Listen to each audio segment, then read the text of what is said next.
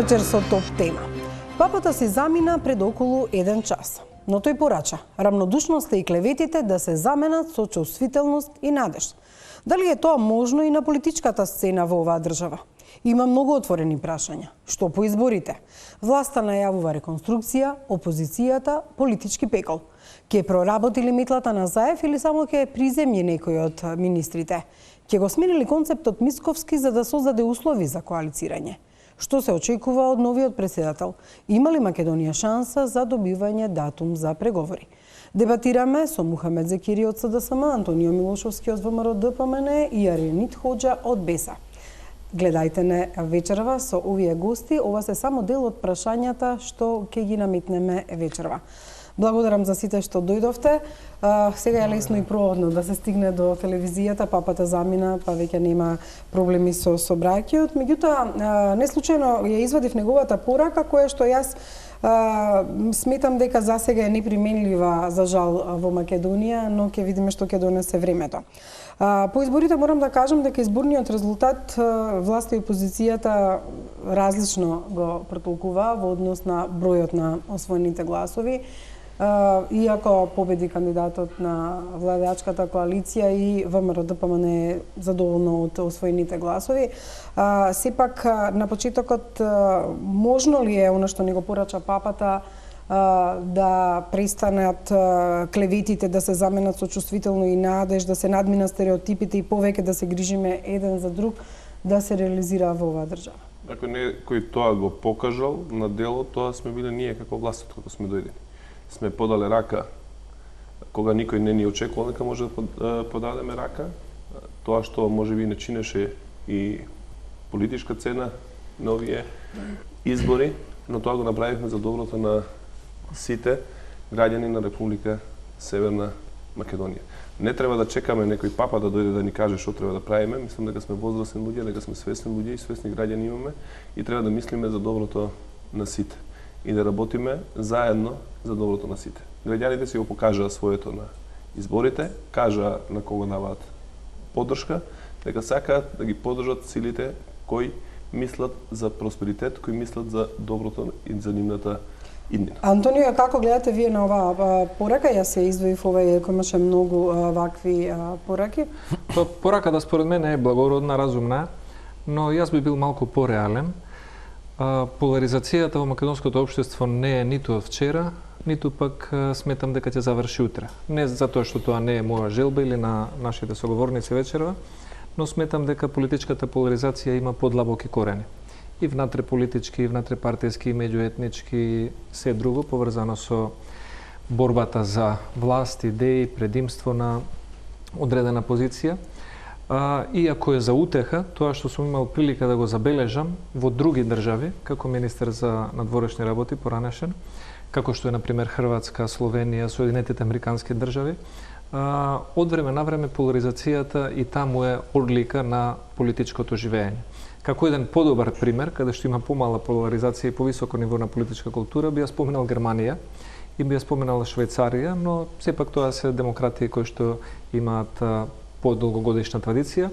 И она што сакам да реплицирам на колегата Мухамед Зекири, власта покажа селективно разбирање за помирување, давајќи селективна амнестија за своите проекти да поминат. Тоа не беше чин кој што понуди некакво помирување или некое балансирање на политичките поларизации на општо ниво, но одговорноста е на власта и ќе видиме во следниот период како ќе се однесуваат. Арионит, пред да ви дадам збор, само да напоменам дека беа повикани и представници на ДУИ, но вечерва тие не дојдоа на оваа дебата, па еве како опозицијска партија на албанците можеби немате директно на кои и да се обраќате, зборувам во албанскиот политички блок.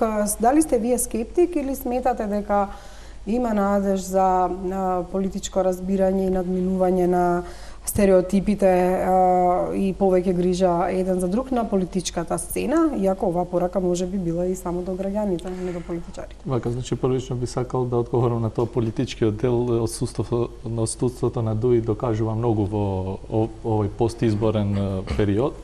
Значи, ако гледате првите нивни изјави беа триумфални, а сега значи изгледа аргументите ги немат, па затоа избегава да доаѓа во дебатни емисии. Но секако, пораката што е дадена од папата е вообичаена за еден религиозен представник, особено од таа институција. Реално во политичката сцена секогаш ќе има поларизација, би требало тоа да биде ограничена во можностите да не ескалира во конфликтуозни ситуации, но секако мислам дека овој период Република Северна Македонија помина еден многу важен процес од референдумот па сега изборите и мислам дека од сега натаму се релаксира ова политичка ситуација и реално значи тоа што очекуваме ние да од јуни се добие и некој си позитивен одговор од страна на Европска Унија, тоа уште повеќе би ја релаксирало политичката ситуација и крајно време да мислиме на отворените прашања кои се и тоа многу, а не значи да се занимаваме со дневно политички приказни за придобивање на политички поени. Има многу да се направи, значи власта има најголема одговорност секако бидејќи тие водат државата. Но како ќе биде, останува да видиме. Да, токму и прашање за власта, 58.000 гласови повеќе на кандидатот во однос на кандидатот Пендаровски во однос на Силјановска ја потврдува неговата победа, меѓутоа има впечаток, таа разлика во првиот круг беше само 4.000 гласови. Граѓаните на некој начин ја казнија власта со тоа што можеби не излегува или не сакаа во првиот круг да го дадат гласот. Меѓутоа, веднаш од кога беше избран Пендаровски, најголемиот број на пораки што можевме да ги видиме и на социјалните мрежи беше да, се избра председателот, но од утре да видиме. Ке заиграли метлата, ке се направили реконструкција, ке почнат ли реформите. Факт е дека граѓаните, иако можеби сега се решиле во вториот круг да гласаат, имаат многу големи очекувања од власта. Апсолутно, ја бев еден од првите од раководството на партијата кој што побара одговорност внатре после првиот круг на председателските избори и тоа ќе се случи.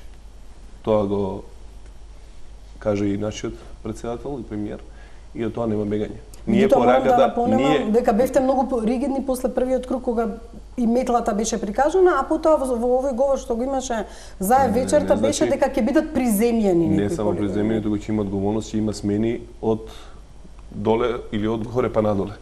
Значи тука нема дилеми, од тоа никој не бега. Пораката ја примивме во првиот круг. Председател имаме избрано пред се, поради тие што се одважија во втор круг да излезат, да гласаат и да не дозволат земјата да продолжи со политички кризи. Тоа не е мал број, знаеме колкав е бројот што излегува повеќе, 42% имавме излезност во прв круг, 46% во вториот круг. Секако тука голем удел има и албанската опозиција, која што не дозволи да се случи бојкот и ги оставија граѓаните, односно повикува да се поддржат проевропските сили кои што ќе го продолжат тој пат на земјата, но нашата задача ниту бегаме, ниту смееме да бегаме, затоа што ако ние оставиме и бегаме од нашата задача која треба да ја направиме, да тие што ги разочараа граѓаните, а се дел од нас, а се доста функционери, не заминат, ние се правиме штета сами себе. Имате ли веќе сознание кои би биле тие функционери? Ја не сум тука не го ставам министер за култура, бидејќи тој и претходно ја не сакам тука сега да зборувам со имиња, секако не е само моја задача, ние си разговараме внатре во партијата и што е можно побрзо ќе ги донесеме тие промени, тоа што го очекуваат граѓаните од нас. Да дозволиме нови лица да го сработат тоа што сме го ветиле. Знаеме, ние сме неполни 2 години на власт, во јуни ќе бидат 2 години, кај фактите зборуваат. Од тие 2 години неполни што сме на власт, 6 месеци ни поминаа во изборни циклуси. 2 месеци изгубивме со локални, 2 месеци со референдум, 2 месеци со председателски избори.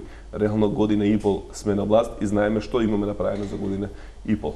Имаме затворено битни прашања кои што не чинеа.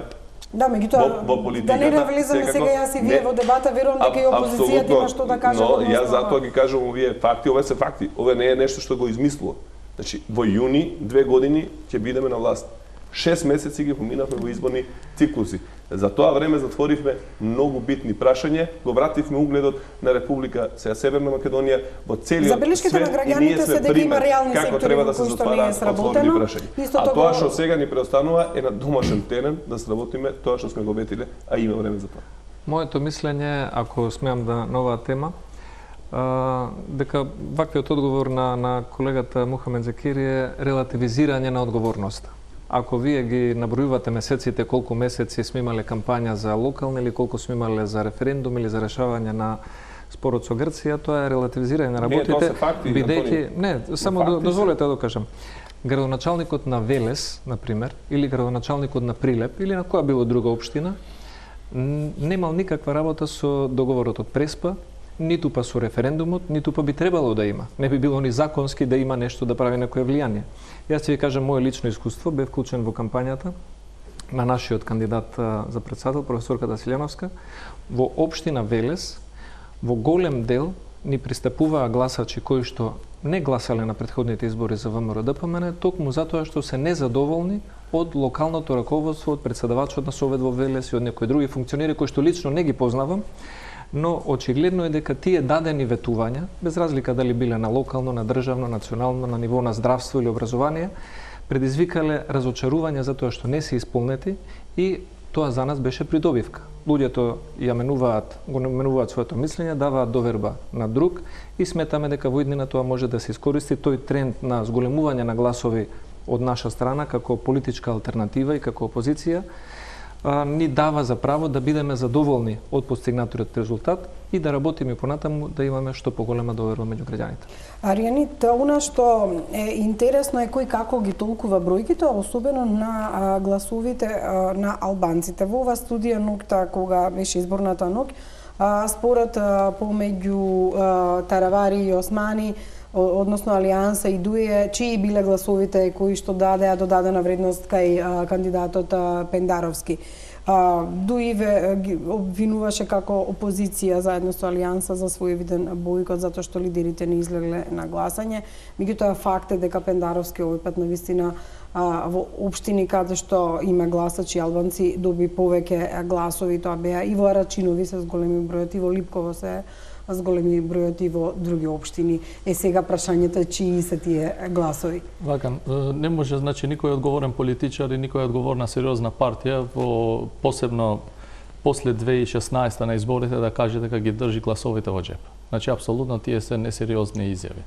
Но простата порака што ние ја дадовме, дека да не се бойкотират изборите заради истите причини што ги спомна и Мухамед, за да не дојдеме до нова криза, што би дошле до нови проблеми, институционални кризи, и заради тоа, значи, ние повикавме да не се бойкотира, не алудирајќи на тоа за кого би гласале, но знаејќи дека албанските гласачи имат, посебно во овие години, докажале високо ниво на интелигенција и зрелост, не мора никој да му каже за кој треба да гласат и како би треба да гласат.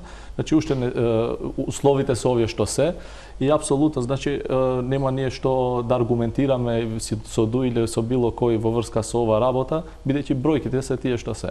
Значи, повеќе од 80% од гласовите на кандидатот што го поддржуваше движењето Беса Алијансата, професорот Блерим река, значи, се гледат во тоа, во контото на сегашниот избран председател Стево Пендаровски. Сметате тие од првиот круг се прелеа сега на контото на Пендаровски? Видете, што беа за река? Јас не би сакал да преюдицирам, но тоа се кажува. Значи, ние не сме работиле во насока на определување на еден или друг кандидат во гласовите, но сме оставиле граѓаните да одлучат свесно и слободно, што сме докажали политичка зрелост дека со тоа не ги држиме ние во джеб гласовите. Буквално знаејќи дека албанците имаат навистина многу голема политичка зрелост, и тоа се докажа и во парламентарите 2016, а се докажува и на овие председателски избори. Заради тоа ние сме ги оставиле слободни да гласат по нивно убедување, и реално ова е убедувањето на мнозинството на граѓани, и тоа треба да се прифати како такво.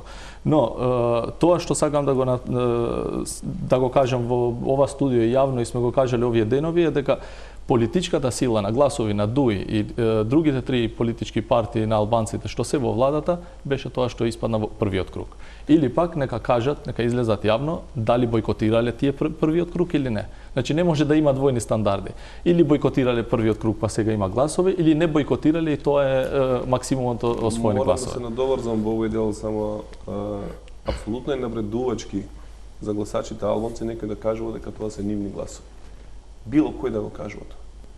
Апсолутно никој не може да ги контролира, не само албанските гласачи. Меѓутоа се виде во првиот круг дека имаше средини каде што излезноста беше Апсолутно, но тоа не значи дека некој ги контролирал. Тие дека не гласачи излега воопшто на албанци гласање. не излегува. Во Ако гледате бројките, албанските гласови малку е зголемена во вториот круг. Не е многу зголемена. Затоа што и албанските гласачи испратија порака со тоа што не излегува да гласа. Но никој не може да каже дека ги има во джеп и дека он ги наредил или дека тоа се нивни гласови. Знаете ја што се соочував на терен во вториот круг? Ја посетив не знам колку албански населени места во западниот дел, Кумановски регион секаде. Тие што не излегле во првиот круг. Возрастни луѓе во години ми вика: "Добро, сега ако излезам ја да гласам во втор круг, ја знам за кого ќе гласам. Не треба да ми кажеш." Кога е изборот овој меѓу Гордана и Стево. Но не можам, вика, да дозволам и да прифатам Артан Груби или било кој од Дуи да излезе да се фали дека они се заслужи зашто јас сум излегол. Не, ја нема да излезам ради Дуи, ја ќе излезам ради себе. Ши јас тоа им го кажу. Вие не излагате ниту за СДСМ, ниту за Дуи, ниту за ниту една партија, излагате за себе. Затоа што со вашиот глас вие ќе покажете кај сакате да се движи нашата држава. И затоа кажувам, никој не е собственик на ниту едни гласови. Ако некој на едни избори добил толку гласови, не значи дека ќе добие повторно, ако не ја оправда тоа што... Меѓутоа, Закири, ако направиме една математика со гласовите на граѓаните албанци кои гласат еве и за себе, и ако ги тргнеме тие бројки со кои што за различно лицитираат, Дуи одеа со тоа дека 110.000, 120.000 биле нивни или 80.000, ако се одземат, на тоа алудира ВМРО ДПМН, тогаш колку гласови всушност има вашата партија? Вашата матична партија. Не можеш да броиш кои гласови се на партијата, кои не се на партијата. Ниту ВМРО ДПМН не може да каже дека се тие сите, така лицитираат сега со бројките. Значи тоа е навредливо за граѓаните. А тоа беше скандалозна изјава и на господинот Мицковски ден, дека кај македонците победник е Гордана Силјановска. Не тие ги одзема гласовите на албанците и велат, ако беа парламентарни избори, ние ќе гласот бевме на први. албанецот, гласот на турчинот, гласот на бошњак, гласот на србинот, гласот на македонецот исто вреди. Сите сме и живееме заедно во оваа држава. Доста ни е да ги делиме луѓето на вакви или такви. Гласовите решаваат кој ќе биде на власт, гласовите решаваат кој ќе ни биде председател, кој ќе ни биде градоначалник. Имаме изборни циклуси кои ќе дојдат и таму ќе се мениме. И сега се менат толку општини имаме добиено, не беа локални избори да се покаже. Но тоа е за нас порака да видиме во кои општини нашите градоначалници не сработиле тоа што требале да сработат. И тоа е порака за нив. Милошевски, за вас истото прашање. ВМРО ДПМН и вашиот лидер го истакнуваше токму тоа, бројката на освоени гласови, дека ВМРО ДПМН не е во коалиција со 31 партија, дека е на некој начин сама, дека сами сте успеле да ги освоите гласовите, сте освоиле 40 општини и доколку ова биле парламентарни избори, ке сте имале предност. Меѓутоа, ова е и една замка. Дури и да имате предноста со ваквиот концепт, никош нема да можете да направите влада. Моето мислење е следно. Ние поаѓавме од локалните избори каде што имавме освоено одреден број на гласови. Ќе ги споменам еве Велес и Прилеп. На локалните избори во Прилеп ВМРО ДПМН имаше освоено 21.000 гласови. Се извинувам, на локалните избори имавме освоено 19.000 гласови, сега имаме освоено 20.100. СДСМ во Прилеп имаше освоено на локалните избори 23.500, сега освои 18.500. Трендот се гледа дека за нас е поволен. Ние немаме основа за триумфализам, ниту тоа го правиме, но гледаме дека се движиме во добра насока. Втората работа што сакам да ја споменам не е мое мислење, туку е мислење пренесено од човек кој што долго време се занимава со медиуми и со политичка анализа, новинарот Бранко Геровски, кој што според негови анализи и проценки тој вика СДСМ во моментот без коалиционите партнери тежи 330.000 гласови. И јас сметам дека таа негова анализа е релевантна. Дополнително, ако се додаде дека сега освен Дуи, Алтернатива, ДПА, заедно со СДСМ се и Амди Байрам и Турската партија на Бејџан и многу други кои што се придружија во таа голема коалиција. Затоа мојата проценка е дека ние како партија која што е опозициона, но има помалу бројна коалиција, а сме доминантна партија во таа коалиција, задоволни сме од тие освоени скоро 380.000 гласови. Концепт никогаш нема да ве донесе до можноста ќе ви кажам за концептот. Да направите. За концептот само ќе ви освен ако спомнам. не се надевате на 67 пратени на следните избори. Ќе ви спомнам годината 1999 година. Тогаш кандидат на ВМРО ДПМН за председател на држава беше покојниот сега Борис Трајковски. Во првиот круг освои 220.000 гласови, Тито Петковски освои 340.000 гласови. Во вториот круг, оние гласачи кои што сега се повозрасни, кои што беа споменати, без разлика дали се од Гостивар, дали се од Тетово, или се од Липково, или се од Слупчани, или се од Студеничани, во огромен број гласа за Борис Трајковски. Ама зошто гласа? Зашто Тито тогаш не ги сакаше албанските гласови. Не, сакам, и он ги дозволи да дојдат Не, друго сакам да кажам. Зборот ми е дека не треба да се прејудицира определбата на еден гласач без да се занемари позицијата на кандидатот и на неговата партија, дали е власт или опозиција. Не, меѓутоа и реториката што ја има кандидатот, и партијата, и начинот на кој што ги повикува гласачите. Факт беше дека Силјановска не може да добие албански гласови. Од 91 година до денес, јас имам едно скромно мое мислење, од 91 до денес никогаш не победил кандидат на опозицијата, без разлика дали опозиција била СДСМ или опозиција бил ВМРО ДПМН или некоја друга партија. Ама вие како да не сакавте што вели за Кири да освоите гласови од албанците? Нема кој не сака. Затоа што реториката, особено во првиот круг, беше сметам дека нашиот концепт кој што го имаме, кој што го имаше кампањата генерално, кампањата е она што го нудите за сите.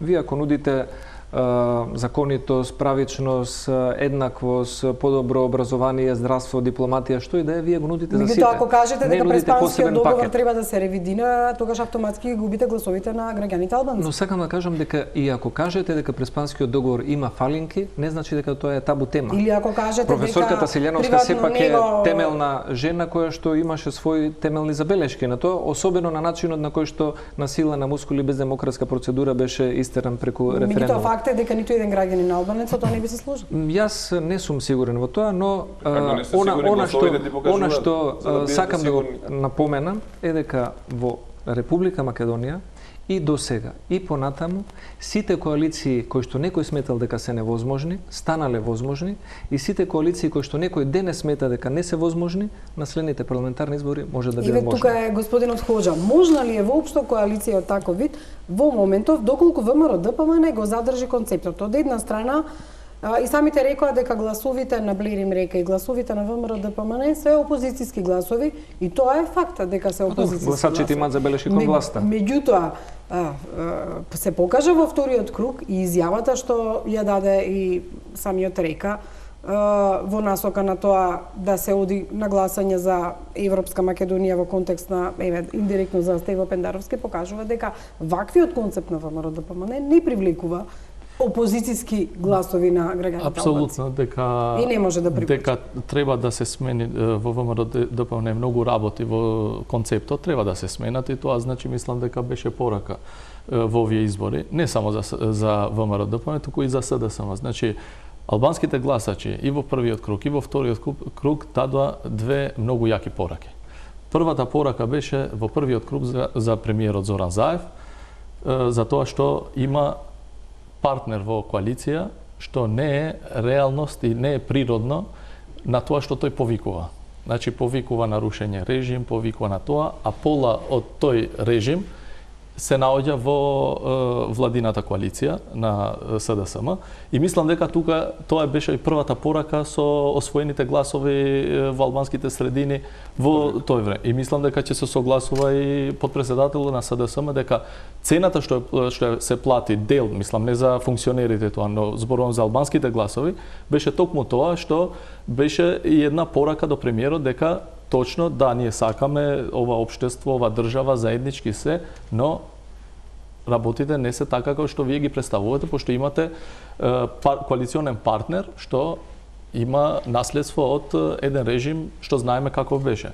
Од друга страна, јас ќе бидам искрен, значи ноќта на објавувањето на резултатите, јас не очекував, например, од лидерот на ВМРО ДПМН да каже дека кај македонците победи Гордана Силјановска, туку за да се отвори една врата за иднина, требаше да каже пораката ја сватив, значи без албанците и без едно партнерство со албанците не можеме да добиеме власт и друго, и мора да отвориме нова страница. Значи ова требаше да биде изјавата Можно ноќта. ли е Милошовски, тој зошто еве тоа не го изјавил, не велам Мицковски, туку зошто после првиот круг не ја научивте лекцијата дека веќе треба да менувате нешто во концептот, затоа што овој концепт на СДСМ од друга страна и на локалните избори покажа дека заедно можат да победуваат, меѓусебно се поддржува и во струга, а и на претседателските избори.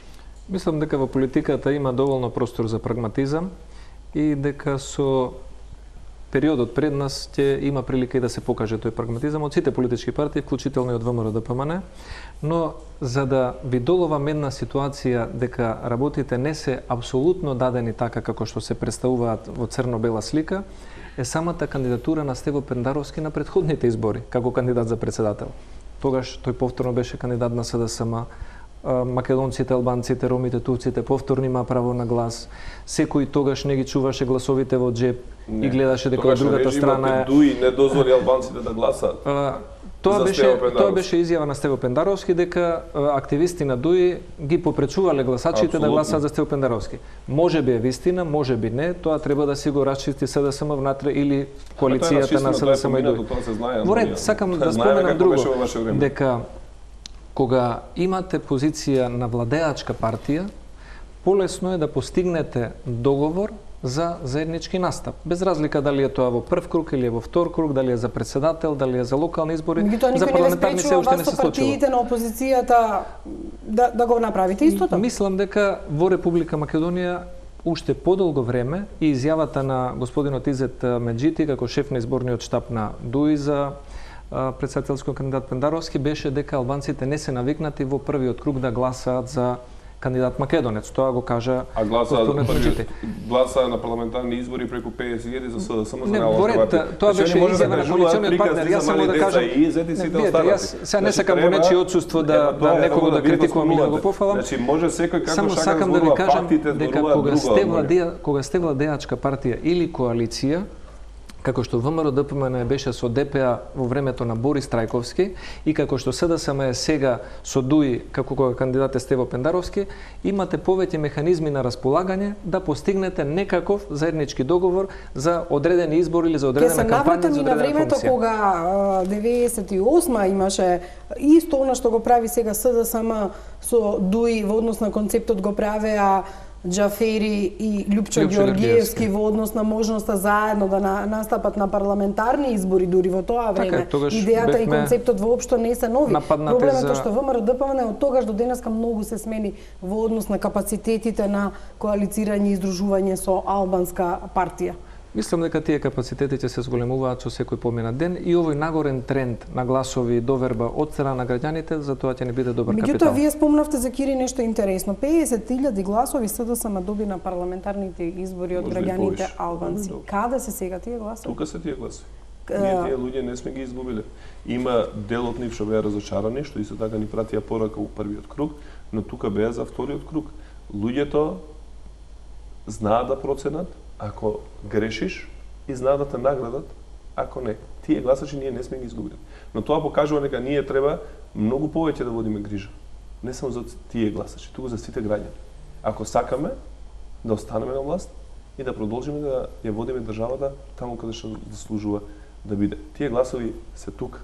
Аријанит спомна еден момент кој што ја не го спомнав и апсолутно пораката беше зошто дел од тој режим кој го поразивме 2016 заедно со тие гласови на албанците е се уште со нас или е дел од, но бројките се тие што се ние знаеме дека ја плаќаме и цената од коалицирањето со ДУИ. Пораката нивна е баш таа. Зошто се уште сме со нив? Апсолутно ние ја сватена ни е пораката. И не можеш да бегаш од тоа. Сакаме ние или не сакаме, тоа е пораката што ни ја даваат граѓаните на изборите. Ние се среќаваме секој ден со нив. Ние се гледавме на избори. Да, значи, кусо на ова ќе се надоврзам. Значи, реално, секој потек што го прави албанската опозиција, цело време се напаѓаме од ДУИ дека ево попречувате евроинтеграции, процеси за интегрирање во НАТО и во Европска Унија. Ајде да ги смениме местата и да видиме колку искрена ДУИ во таквите пораки. Нека излезе ДУИ во опозиција и од опозиција нека ги поддржи процесите за евроинтеграции и ние да бидеме дел од власта, да ги застапуваме албанците, и тогаш ќе ја видиме реалната слика и реалната тежина на ДУИ во електоратот. Значи, коалиционирањето со ДУИ, значи е интерес од страна на функционерите на ДУИ, и тоа се гледа, се рефлектира, не може да се скрие. Значи, не може од една страна да анатемирате цела една политичка елита од македонската опозиција, а да оставате како да беше невидлив еден голем партнер, што сега има 10 пратеници, во тоа време имаше 20 пратеници, како што бараше ВМРО во тоа време 61 пратеник за да сами владеат, и ДУИ бараше 20 пратеници од албанците за сами да владеат, и ги добија и двете. И што испадна од тоа? Значи, затоа мислам дека пораките се многу... Пак се зборуваме за ДУИ, жално што не се тука. Да, тоа е, сакам да кажам јас навистина. Ако сакаат да се измерат на избори да видат колку тежат, може да излезат со собствен кандидат за председател, но они тоа не го направи. Меѓутоа тие кажаа дека како поддржале концептот за кој што вие како владеачка коалиција сте се договорили, концептот има шанса да излезат и сам кандидати, дека во првиот круг зошто не излегле нивните гласачи, зашто го објаснувале концептот во првиот круг. А во вториот јас тука има право да кажам дека они молеа да дојдат можеби со нас, за да не се види нивната реална слика на терен. Но за тоа ќе има прилика. Ова е интересно што го загатнавте. Пауза за реклами и за околу 5 минути се враќаме во студиото.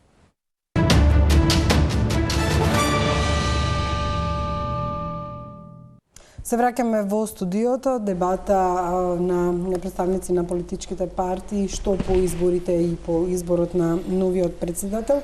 Во однос за Кирина одговорноста, иако не кажувате имиња, меѓутоа најавата е дека ќе има измени не само во министерствата, туку и во самата партија ќе има одговорност. Сметате ли дека и некој внатре во партијата е одговорен за изборниот резултат? Изборниот резултат на кој што се виде дека гласовите што ги имавте освоено на претходните локални избори не се исти како што беа. Антонио ни наведе две општини, ги има повеќе.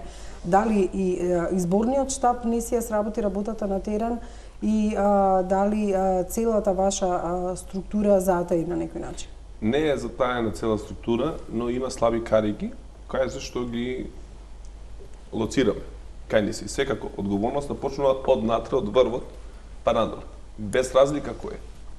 Одговорност мора да има и треба да има. Меѓутоа, не можете да ги смените во фаза. Можете ли министри да смените? Сакав да спомнам две, сакав да спомнам две работи.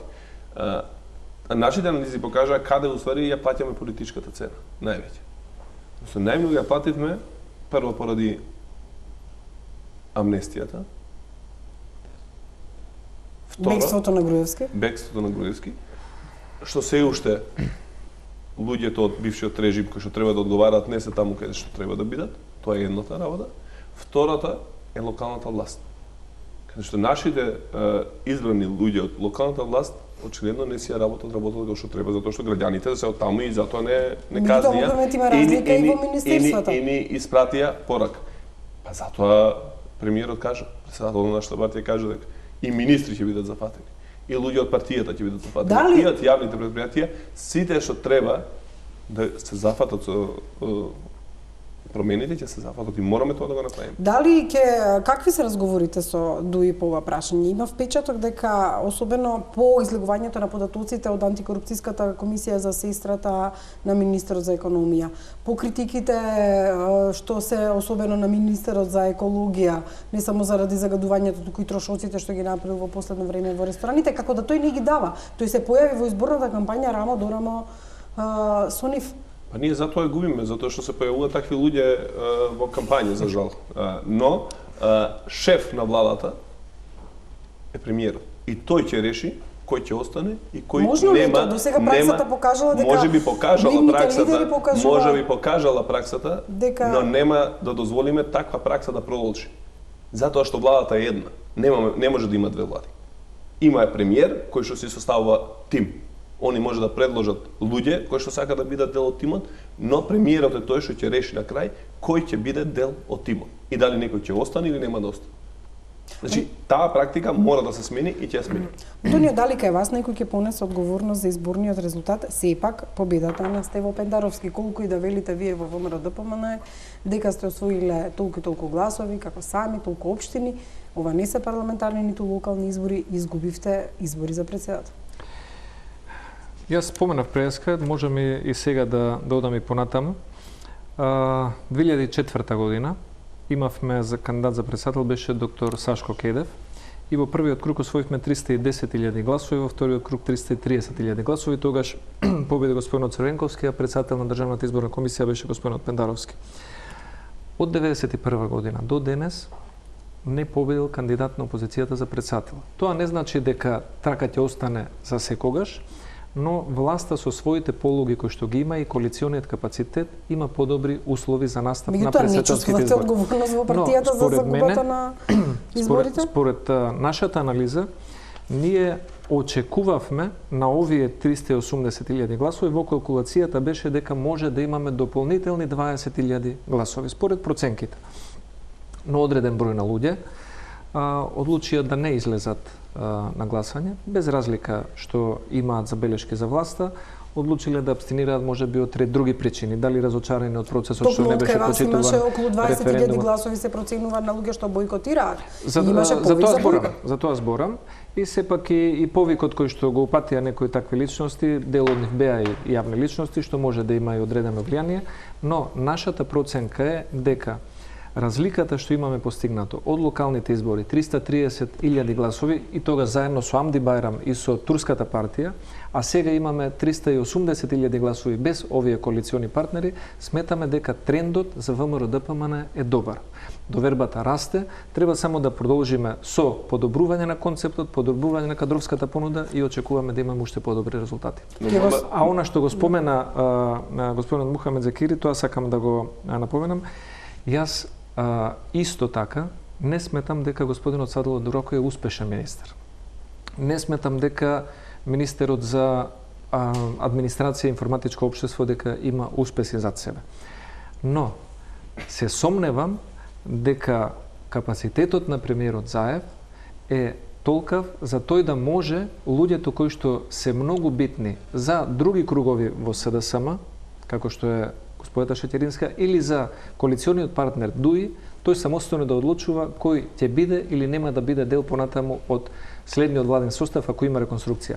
И она што го имам како главна примедба, гледам дека Закири лоцира одговорност на локално ниво, одредени карики, алки и слично. Јас сметам дека одговорноста за падот на недовербата кај владеачката партија во најголем дел лежи кај премиерот Заев.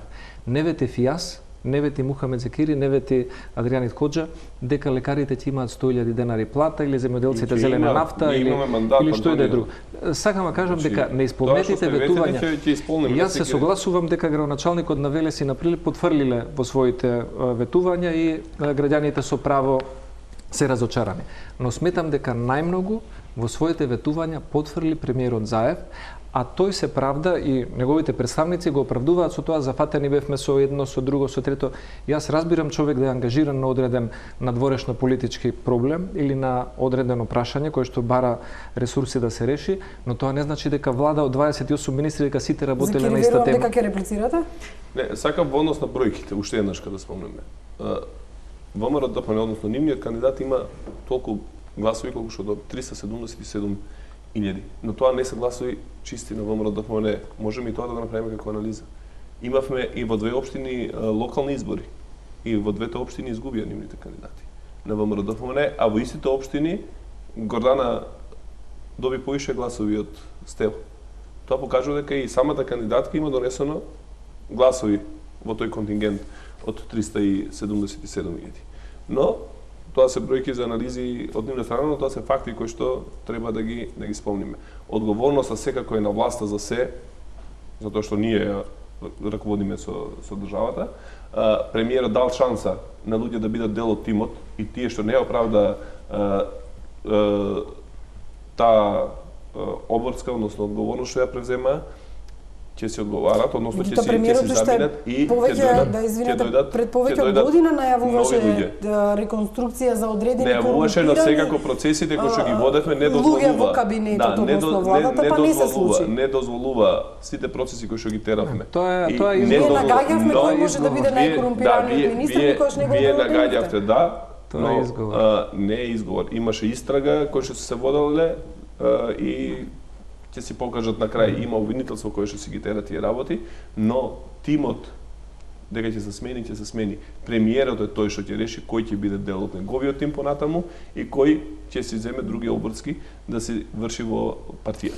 Арминид, вашата позиција на опозиција, особено од страна на ДУИ, е напаѓана во смисла на неконзистентност, да речеме, на овие избори, во однос на првиот круг и повикот да се гласа за Блери Мрека и потоа обвинувањата дека дел од вашата коалиција, зборувам заедно со Алијансата, абстинирала или не се појавила на изборите и цело време се префрлаше тезата дека токму вие сте тие кои заедно со бојкотирачите, да речеме, од ВМРО, ДПМН, не доаѓате на избори. И втората работа што ви ја припишува беше дека кокетирате на некој начин со ВМРО, ДПМН.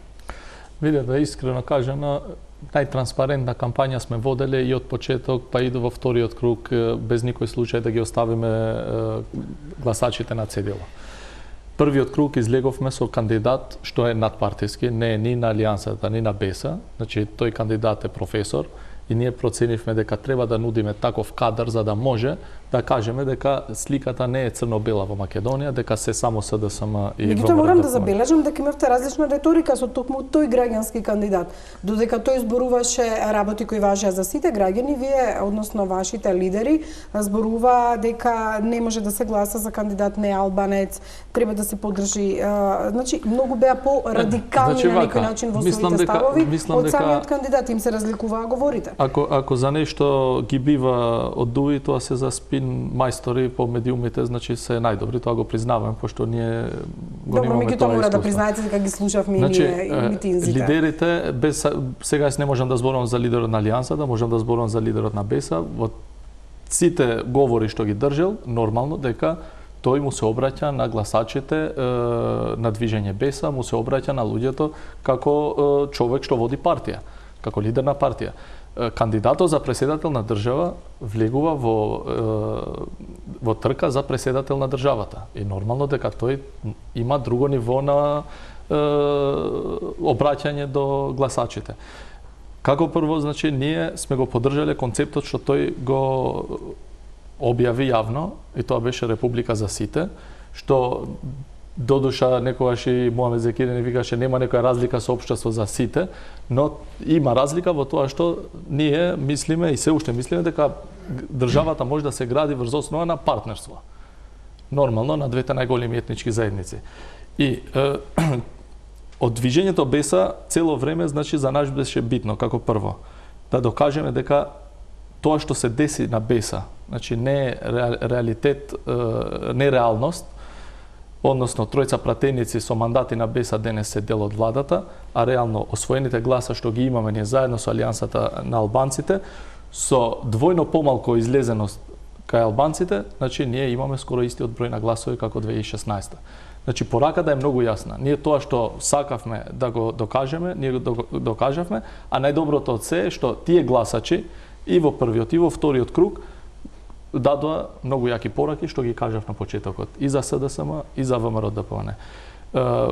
За бојкотот јас не би се задржал да објаснам нешто што не е вистина, бидејќи ние знаевме, имавме информации дека од ден порано ДУИ се спрема за евентуално ако пропадне целиот процес да може да обвинува опозицијата, а реално ви гарантираме на работа дека колку што има комуникација ДУИ со ВМРО ДПМН нема албанската опозиција.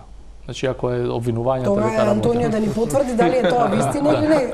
Има ли комуникација меѓу ДУИ е најдобриот партнер сепак. Значи, ако се согласуваат двете политички партии, СДСМ и ВМРО ДПМН во нешто, тоа е албанскиот партнер. Не се согласувам. Така да. Една работа ќе кажам и само за да довршам да заведе. Значи бојкотот воопшто ни во првиот круг, ни во вториот круг не беше дел од нашиот вокабулар. Ние не сме повикале луѓето гласајте за нашиот кандидат во првиот круг, а вториот круг нема да излеземе. Нормално ние не сме ги ориентирале гласачите кај да гласат, но апсолутно мислам дека тоа што го кажав, албанските гласачи покажале врна интелигенција во делот на гласањето. Антонија, еве, во однос на партнерството со ДУИ. Да. Дури и кога се они на власт во опозиција. Раководството на ВМРО ДПМН во изминативе месеци или во изминатава година има редовна комуникација и средби со сите партии на албанците, вклучително БЕСА, Алијанса на албанците, ДУИ и останатите помали. Тие средби се коректни, се разменуваат мислења, се гради Добро, факт е дека работите и на неколку закони заедно како власти и опозиција, ако тоа го настрана од пресметувате. законските проекти има една меѓупартијска комуникација која што мислам дека е потребна и е полезна, затоа што како што кажав претходно, изминативе 20 години и следниве 20 години пред нас нема невозможни коалиции. Секогаш кога интересот ќе се поклопи, дали е тој партиски, програмски, дали е државен, национален, локален или друг, партиите треба да имаат комуникација и во одреден момент тоа да го валоризираат со вашиот заедничка концепт, соработка. повторно ќе кажам, Јас повикајте не после следните парламентарни избори, без разлика дали ќе бидат предвремени или редовни, и ќе видите дека ќе имаме една друга Затоа Само да се доврши. Значи, Орјанит во однос на комуникацијата зборувавме за комуникација и партнерство. Не зборуваме за комуникација е друга, партнерство е комуникацијата друга. и партнерството, што го спомнува сега Орјанит, се виде најдобро при Собраниската седница за одземање на имунитетот од Трајко Велјановски. И мислам дека тука не треба повише да се зборува. Не, видите, знаете како, чувствувам дека прозиваме некого одсутен, што може не е толку наскоректно, но имам една забелешка. Добро. Сега, СДСМ има коалиција со ДУИ, а го обвинува ВМРО-ДПМН за комуникација со ДУИ.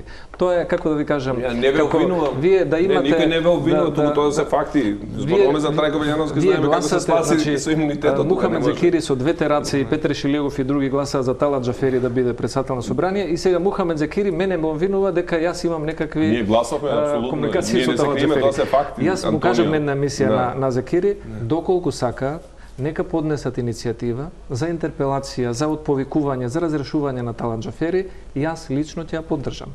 Еве, нека го направат тоа во следниот период и ќе видиме кој со кого има партнерство. Воопшто размислуваат како вас со оглед на тоа што коалицијата за сега е доста цврста. Е сега одговорноста дали ќе ја побара на вистина заев од министрите на Ахмети, ќе видиме. Нема да видиме, ќе видите дали ќе побара. Меѓутоа, Но има апсолутно голем дел на луѓето и во раководството и во партијата што го делат моето мислење. И јас сум еден од тие што зборува најгласно и сум зборил и ќе зборам. Дали се работи за ДУИ или за било кој, ќе зборам. во овој контекст морам да ве прашам нешто што остана неразјаснато. Кому му требаше и зошто пресудата од Основниот суд 2 во однос на тоа дека треба да биде поставен нов рейс заради начинот на избор на, морам да кажам, актуелниот рейс во време на изборна кампања. Тоа се Зошто? треба да ги прашате Основниот суд Скопје 2. Меѓутоа, Ако проверите кој е председател на Основен суд Скопје 2, ќе видите кој е човекот. Да, тоа е Кој е близок на ДУИ. Второ, јас исто така прозвав во едно моје интервју, реков да проверите кој уствари ја пушти и во чии раце било прво одлуката на тој суд. Тоа било во рацете на сегашниот рейс и негови луѓе го пуштиле по медиуми за да дозволат после тоа што се случуваше. Кој разумен човек ќе помисли дека ќе дозволиме сами себе да пукаме у нога? Меѓутоа тоа изгледаше токму така. Ама тоа не може да го направи разумен. Тоа може би некој сакаше така да го презентира. Но некој си бараше алиби за евентуално ако се случи нешто, да си има алиби зашто не се случило.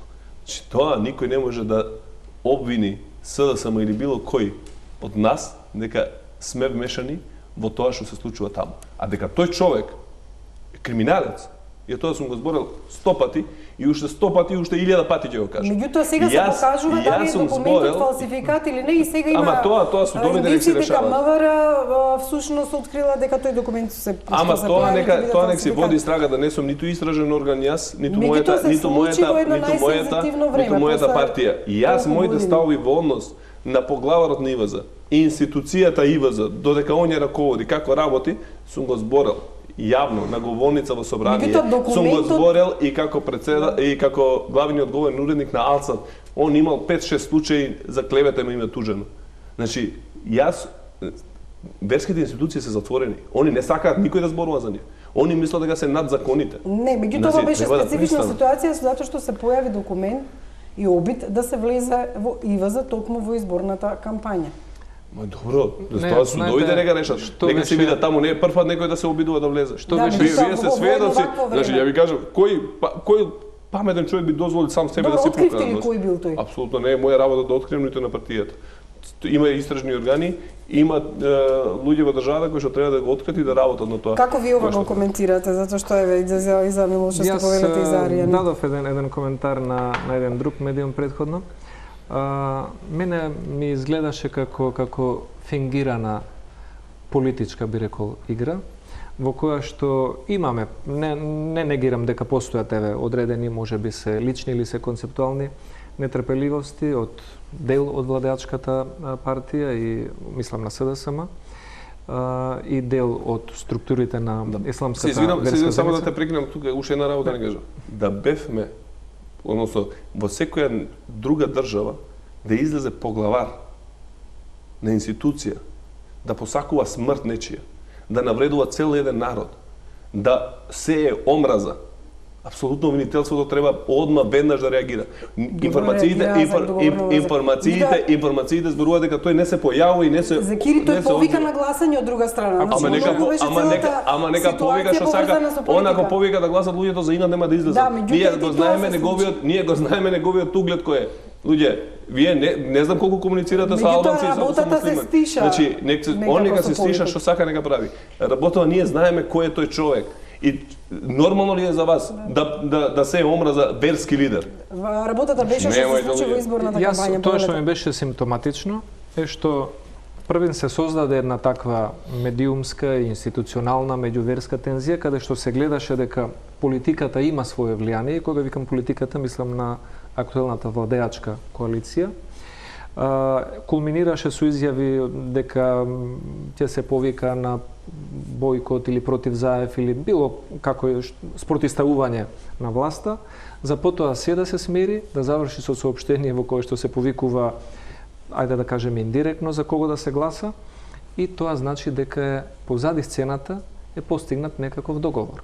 Дали тој договор е политички, дали тој договор е имотен, дали тој договор е повластица за одговорност пред законот или за неодговарање пред законот, не знам, но очигледно е дека ова беше според мене, еден фингиран судир кој што заврши на обострано задоволство на двете страни кои што глумеа нетрпеливост. Господин Хоџа, вашиот став по въпросот? Значи, не е прв пат да се случуваат упади од сличен начин во ИВЗ. Значи, например, за разлика од Мухамед, јас значи нема да коментирам од индивидуален аспект, значи луѓето што ја водат институцијата, но дека таа институција е една од најбитните институции, посебно за албанците, пошто се поголеми од 95% муслимани, а и за другите етнички заедници што имат муслиманска вероисповед.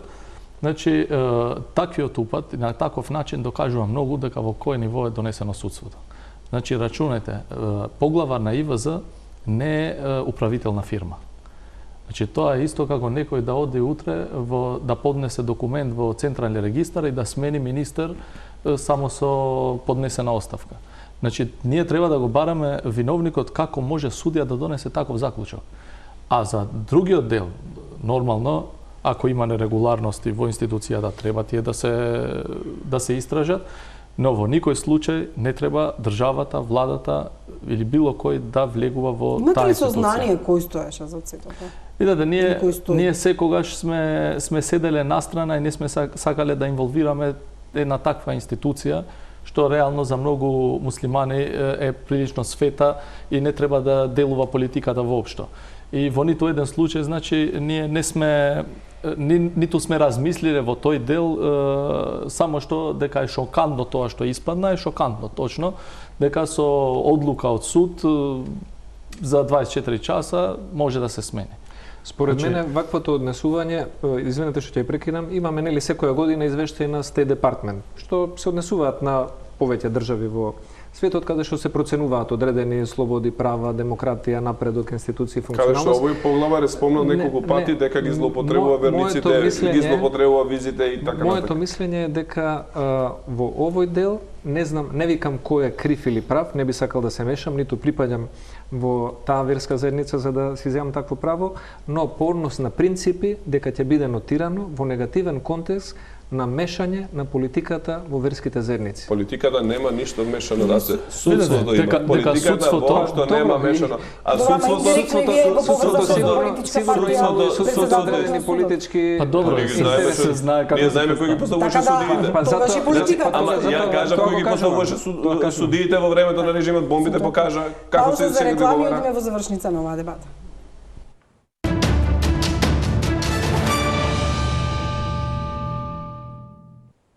Продолжуваме со дебатата. Милошевски и прашање всушност за сите. Зошто и некако не успеа и двата табора да ги освојат неопределените?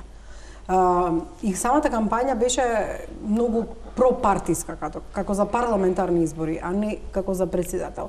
Факт е, иако во своите програми двајцата кандидати пишуваа што ќе направат по прашањата за кои што тие всушност одговараат, прашањата за безбедноста, прашањата за одбраната, прашањето за дипломатијата, за соседите. Ние ништо од тоа не слушнавме за време на митинзите. Ние слушавме само партиска риторика. Точно така, јас кажав на почетокот кога го поставивте прашањето за поларизацијата и помирувањето, кај нас доминираат политичките и реалните теми и било кој надпревар да е, па макар и да е локален, ќе се отворат најактуелните теми кои што во моментот ги засегаат граѓаните или па партиите сакаат да ги експонираат како теми за разгледување, за критика или за пофалба. Затоа и во овие избори председателски, она што го кажа и двајцата колеги, во голем дел доминираа прашања кои што не се однесуваат на надлежноста на председателот на државата. Значи, прашањето за здравството, прашањето за образование, прашање за непотизам, прашање за судство, прашање за економија, за странски се инвестиции. занимава само со името најмногу кои како размислува. Добро, во ред, тоа е прашање кое што спаѓа во надлежност на прашање. Но сакам да кажам дека тоа за мене тоа не е изненадување. И сите кампањи наназад ако ги видите за избор на председатели, без разлика дали кога бил избран Ѓорѓи Иванов или бил избран Бранко Црвенковски или бил избран друг председател на државата, ние сме имале кампањи кои што опфаќале многу теми, со таа разлика што во голем дел од кампањите претходно за председател имало и паралелни парламентарни или паралелни локални избори, што ова беа самостојни избори, но сметам од моја гледна точка денес дека можеби и тоа беше добар од една страна пристап на политичките партии за да може преку што повеќе теми да привлечете поголем интерес. Меѓутоа факт е дека повторно ќе речем моето прашање беше не успеавте да допрете кон неопределените. Според мене, она што ние го имаме како проценка, ние сме задоволни од трендот на привлекување гласачи кои што на претходните избори, локални или парламентарни, не гласале за ВМРО-ДПМН. Дали тие биле наши членови или биле членови на други партии или се симпатизери или не се определени, не можеме секогаш да имаме најпрецизната анализа, но забележавме тренд по избирачки места. Сепак имаме големо искуство и добра архива за таа аналитика, каде што гледаме дека луѓе кои што не биле дел од нашата гласачка структура 2017 година гласале за кандидатот на опозицијата 2019. Факт е дека вие во калкулацијата со бројките, особено по првиот круг, видовте каде и колку изгубивте, меѓутоа и факт е дека и вашиот кандидат како да не допре до оние неопределените гласачи, оние кои онака не сакаа и според анкетите да излезат на гласање. Мислам дека во првиот круг не допре нашиот кандидат, но во вториот дека се смени таа слика. Сепак имаше неколку активности и пораки со кои мислам дека успеавме не доволно. Апсолутно голем дел од неопределените можеби и остана неопределени да не излезат, но имаше дел нивен што сепак се одважија и излегува во вториот круг и дадува поддршка за нашиот кандидат. Хоџа, она што го видовме со вашиот кандидат Река е дека тој успеа во чисто македонски средини да освои гласови. Рече си во сите, имаше во Лозови, имаше во Зрновци гласови. Од друга страна, ако се гледа контото и вкупниот збир на гласови, нема големо поместување од парламентарните избори во однос на вкупниот количник на гласови. Зошто? Значи вака, по анализите што сме ги направиле, некаде неалбански гласови, тоа не мора да значи дека се само македонски, пошто има во Штип, например, има муслимани од други етнички заедници. Тој вкупен број на гласови е околу 4500 гласа, што мислам дека имало случаи што други кандидати земале и повеќе. Тоа што ние успеавме да вадиме, значи максимумот можен со таа излезеност на албанците. Рачунајте да не беше излезена опозицијата со кандидат, тогаш рачунајте првиот круг ќе беше со минус 10% помалку излезеност и ќе беше лоша порака за вториот круг, скоро сите ќе мислеа дека нема шанси да се има и цензус. Тоа што нас не беше битно, нема јас да го скријам, очекувавме околу 100.000 гласа, минимум, од тоа што имавме големи индици, посебно денот пред гласањето, дека огромни притисоци врз нивни членови е направено на самите гласачи на ДУИ. Пошто ние имавме луѓе што доаѓа по нашите митинзи. И значи е направено притисок да не излезе да гласат, знаејќи дека каде тој глас би отишол. Но без разлика на се, ние сме задоволни од таа бројка, рачунајќи дека имаме двојно помалку излезеност во албанските места за разлика од парламентарните избори. Сега допрва ќе следува што всушност ќе направи председателот вечерта на изборната ног. Пендаровски кажа ќе ги подпише сите закони што не ги подпишал Иванов. Меѓутоа, прашањето за соседите, Милошевски денеска стигна првата преписка од соседна Србија на даденото интервју на Пендаровски. Дачич возврати Северна Македонија го призна Косово за да му се доближи на западот. Пендаровски пак најави дека би сакал да се сретне со Вучич. Меѓутоа, сметате ли дека македонската надворешна политика ќе го задржи курсот онаков каков што бил и досега и ќе нема некои драстични промени со оглед на тоа што е затворено прашањето за името, меѓутоа се очекува нормално приемот во НАТО и особено големото прашање дали ќе добиеме датум за преговори.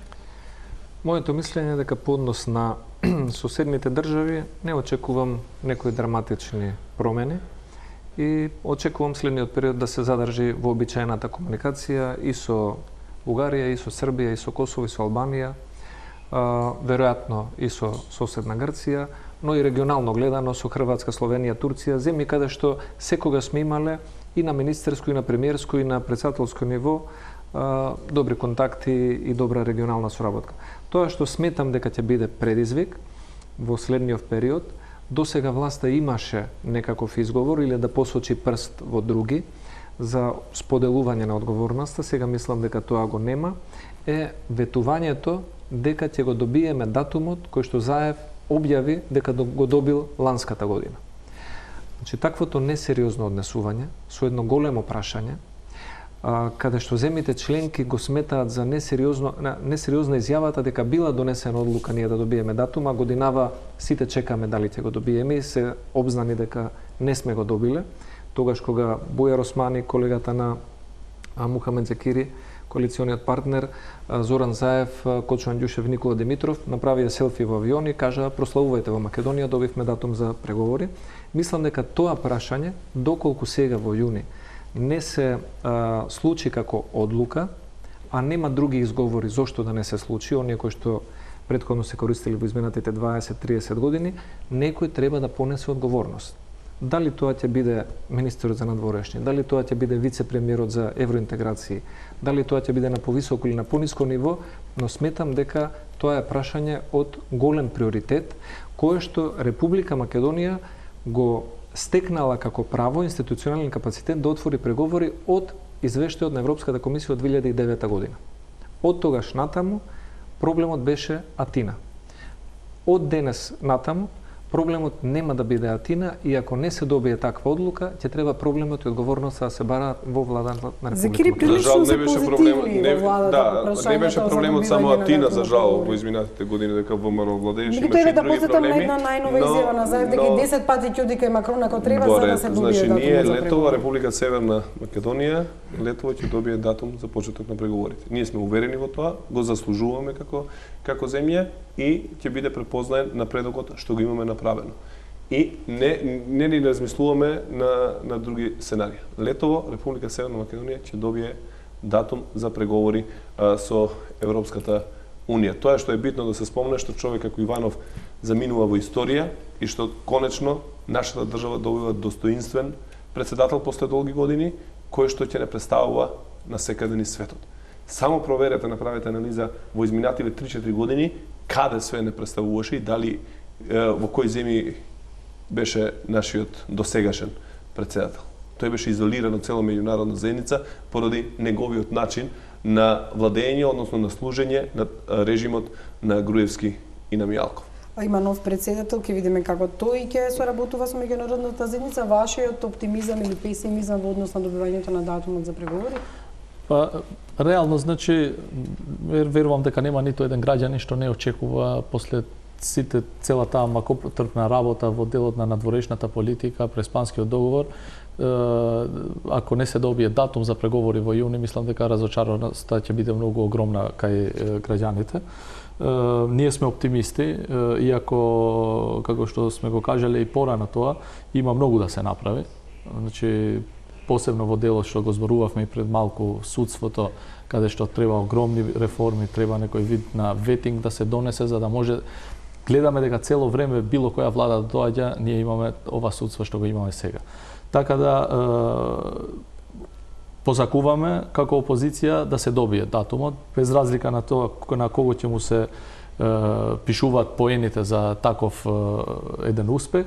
Мислиме дека сме придонеле многу од позиција на опозиција, посебно од референдумот, уставните измени, председателските избори, така да мислам дека сме направиле многу повеќе од, например, многу партии што се на власта и се фалат на тие поени. За крај имаме едно блиц прашање, бидејќи имаме само минута, што утре ќе се разговара или ќе се договорите во однос на статусот на СЈО, односно законот за републичкото обвинителство? Значи, не сум дел од преговарачкиот тим. Очекуваме, јас лично сега зборувам во лично име, очекувам дека екипите од двете неголеми политички партии нашле заеднички јазик и ќе имаме нов закон за СЈО. Најдовте ли заеднички јазик? Имате ли сознанија каков ќе биде законот и статусот на СЈО? Се обидуваме да најдеме заеднички јазик врз основа на принципи, политичка волја постои, не би рекол дека има приближување до сите стандарди кои што треба да ги исполнува еден модерен закон за обвинителство, но се надеваме дека власта, доколку цени дека ова е битно прашање, ќе најде начин да направи компромис. Ќе видиме утре што ќе се случува за Во делот на СЈО, значи, ако гледате дека во сите закони реформски што се донесени, преговара само ВМРО и СДСМ. Значи, без албанскиот политички фактор, но само во СЈО, само во делот на законот со СЈО е вклучен ДУИ. Со тоа дава многу јасна слика дека за што се разговара и каква реформа треба да се направи. Дали се разговара, еве на што алудирате? Значи, апсолутно, значи, кога зборуваме за сет на закони од 10, како што беше за ова агенцијата за новата агенција за службата, се зборуваше за реформи во судство и се, никаде не беше вклучен ДУИ, а во ова ситуација е вклучен. И тогаш, значи, и држењето тајно на овие преговори може да рачунате дека за што станува збор. Така да мислам дека тоа што се очекуваше од СЈО, претежно граѓаните, мислам дека сме далеку од тоа, без случај што имат завршница, мислам дека уште долго време ќе имаме проблем. Сметате дека ДУИ не се беа опфатени со Не, мислам дека преюдицирам дека тоа што преговара ДУИ не преговара за иднината на СЈО и за доброто на СЈО и за правдата во Македонија, туку преговара за нивната слобода. Ви благодарам на сите тројца што бевте дел од вечерашната топ тема. За жал немавме представник на ДУИ, а многу разговаравме за нив. Еве, се надевам на една друга можност. Благодарам што бевте со програмата на Телма. Останете и понатаму со нас.